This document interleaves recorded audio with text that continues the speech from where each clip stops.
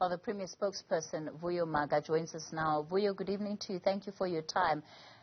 So what we've seen in as far as the visit and the coordinated response from the provincial and national governments to the protests in Diepsloot and the killings associated is a script we have seen unfold before. Unfortunately, much of the responses now will not last beyond the next 2 weeks. And it's part of the reason why we keep finding ourselves in this situation. And I would think that, you know, now is not the time for speeches and ongoing promises, but communities want to see the actual impact and visibility, whether it's of police in their area, whether it's of policing actually taking place, reducing levels of crime on a very practical level. No, that's quite correct. Obviously, the issue that you are referring to will have been the issue that will have happened in particular last week when both the Premier, the Minister of Police as well as Minister of Home Affairs will have been in Diepsloot. The Premier then made an undertaking because currently the Gauteng government through the MECs are across all the townships in Gauteng to go and explain the Gauteng economic bill that was just passed by the Gauteng legislature about 2 weeks back. The Premier was in Orange Farm last week as well as Ivory Park, and will continue to visit other areas. Because we believe in the center of the attacks and all the things that have been happening, in particular in Diepsloot, is really a scramble around economic resources so that the people can get a livelihood. And we think through the Township Economic Bill, by bringing the economy and make sure that townships are actually economic viable areas, will be able to really come to fight the issues of the economic challenges that are faced by our people, in particular in the townships. Those problems are not limited to Diepsloot, Vuyo. If we can take a look at what happened in Zandspruit last year, we had the brutal killing of 8 men, some of whom were necklaced, and that matter still undergoing court processes. And again, the ways in which these problems are identified are very similar.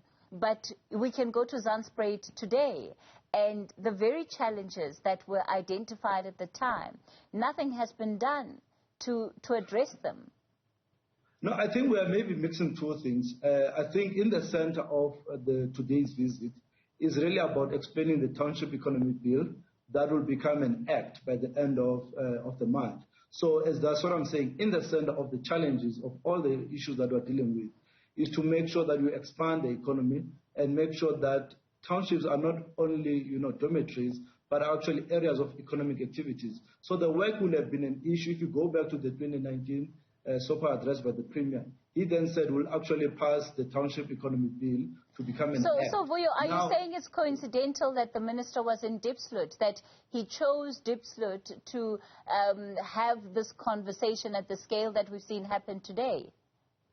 No, that's what I'm saying. Maybe you have not been following us. Last week we were in Ivory Park, we were in Orange Farm. Today the MECs were in Hammanskraal, are in different townships of the province, and we are continuing. So the work of the Diepsloot will have happened with or without the incident that will have happened. As I'm saying to you, if you go through the diaries of all the MECs last week and this week, they've been actually crisscrossing the townships of Gauteng. As I'm saying to you, the Premier was in Ivory Park last week, was in Orange Farm last week, and tomorrow is actually in one of the township in the colored community in the south of Johannesburg. So we're continuing to explain the bill. So it's got nothing to do with the incidents of last week. It's obviously a coincidence, and we believe in the center of what has actually happened last week is around the economic challenges, is around the economic opportunities. But it is actually the incidents of last week are catching us explaining to the residents in township in Gauteng about the economic bill that is about to be passed to an act.